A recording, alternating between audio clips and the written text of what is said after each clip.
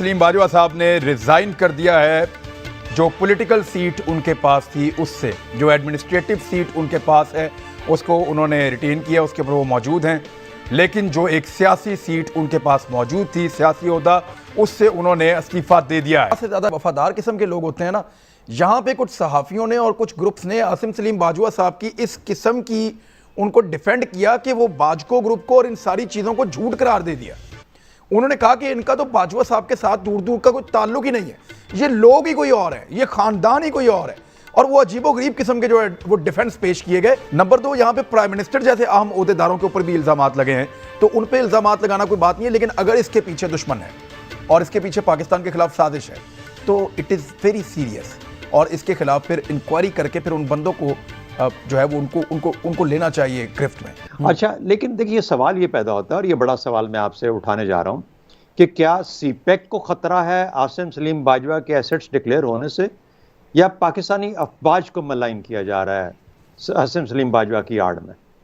ان دو سوالوں کے میں سے کوئی جو جواب ہے اگر ہم اس کو تلاش کر پائیں تو پھر ہم اس کا ڈیزائن, اس کی ڈیٹیل, اس کا طریقہ, ہر ایک چیز کو پہنچ جائیں گے.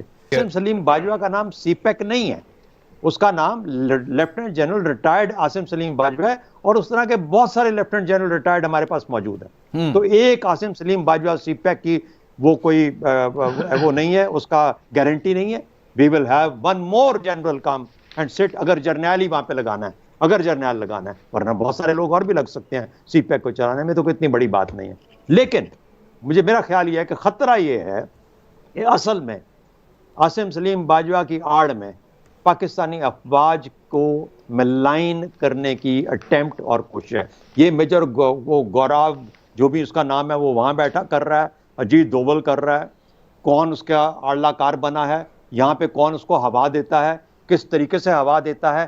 اگر ہمارے سامنے لوگ ہیں, ہم نام نہیں لیں گے, لیکن یہ کھیل کھیلا جا رہا ہے.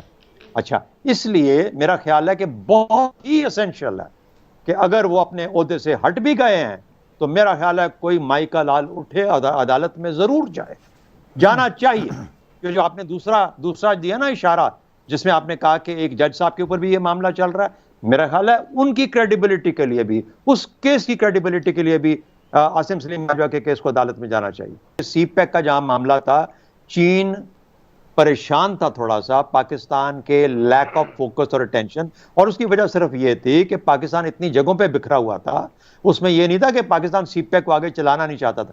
ان کو گارنٹی یہ چاہیے فوج کی. کہ جو بات میں نے اپنے پہلے حصے میں کی تھی اس کا اشارہ بالکل اسی طرف تھا کہ چونکہ امریکہ, بھارت, اسرائیل ان کو مروڑ اٹھتے ہیں نہ صرف سی پیک کے بارے میں بلکہ پاکستان کی آرمی کے بارے میں, پاکستانی فوج کو ذلیل کرنے کی ان کی طرف سے بہت سی کوششیں پہلے بھی ہو چکی ہیں.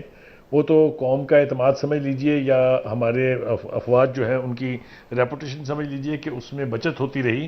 لیکن یہ کوشش بھی بالکل میں متفق ہوں 100% شہزاد چودھری صاحب کے ساتھ کہ کہیں ایسا تو نہیں ہے کہ ہماری فوج کو ملائن کرنے کے لیے یہ عاصم سلیم باجوہ کو ٹارگٹ کیا گیا ہے.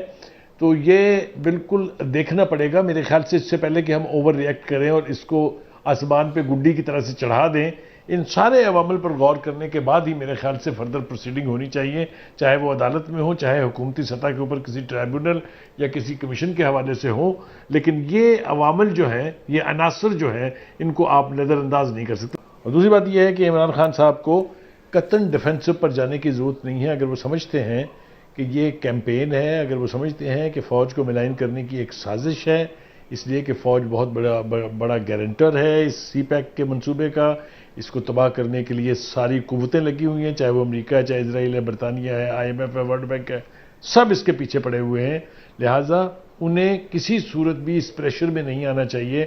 خان صاحب کے لیے بہت مشکل نہیں ہو جائے گا کہ کیونکہ استعفیٰ انہوں نے دے دیا ہے, اگر وہ ایکسیپٹ نہ کریں گے تو وہی مریم نواز اور وہی شہباز شریف یہاں پہ اس پالیٹکس میں کہیں گے دیکھا نا, ہم کہتے تھے عمران خان کو ادارے لے کر آئیں, انہوں نے نورا کشتی کی ہے, انہوں نے استعفیٰ دیا جھوٹ موٹ کا اور خان نے ایکسیپٹ نہیں کیا, یہ ان کی ملی بھگت تھی. یعنی پالیٹکس تو بڑی ڈرٹی چیز ہے, وہ اس کے اوپر مزید وہ مڈ سلائڈنگ کریں گے. دیکھیے پالیٹکس وہ ایک پالیٹکس ہے جو کہ پارٹیز آپس میں کرتی ہیں. اگر ہم اس کو سیاست کہتے ہیں تو پھر تو ہم اس سیاست سے دور ہٹ جاتے ہیں جو کہ اس کا اصل معنی ہے. اچھا، اور اصل مانوی لحاظ سے جو سیاست ہے وہ تو آپ کے ملک کی سیاست ہے، آپ کی ریجنل سیاست ہے، جیو پولیٹیکل سیاست ہے. میرا خیال میں وہاں پر تو کم از کم ان پارٹیز کو اس قسم کی جو لوکل اپنی ڈومیسٹک پالیٹکس ہے اس میں انڈلج نہیں کرنا چاہیے. دیکھیے بات یہ ہے کہ انہوں نے 4-5 صفوں کے اندر اپنا جواب دیا ہے. ان 4-5 صفوں کو پڑھنے والے بھی اور جو ادارے جن سے ان کا تعلق ہے، چاہے وہ پرائم منسٹر کا آفس ہے، چاہے وہ آرمی کا ہے کیونکہ ان کا تعلق ماضی میں آرمی کے ساتھ رہا ہے، وہ پڑھ کے بڑا واضح طور پہ دیکھ سکتے ہیں اس ساری ایکسپلینیشن کے اندر کہ کیا کوئی ایسے جھول ہیں جن کے جواب اور لینے کی ضرورت ہے. تو یہ بھارت کی نظروں میں بہت عرصے سے کھٹک رہے ہیں.